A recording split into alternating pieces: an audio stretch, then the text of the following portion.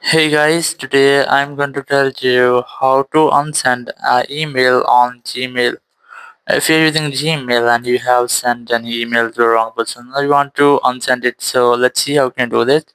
Unfortunately, there is no any official way to unsend any sent email on your Gmail app, but you can easily unsend it once you have sent it. So simply write any Gmail or mail and then tap on the send option, and once you have sent you will get this undo option. Simply tap on it and your mail will be unsent. So let's try this again. Simply tap on the send option, and here you will get this undo option. Just tap on it and the mail will be unsent. But if you have sent a message to anyone, so there is no any official way to unsend that. So that's how you can easily unsend a mail on your Gmail. Thank you very much for watching the video.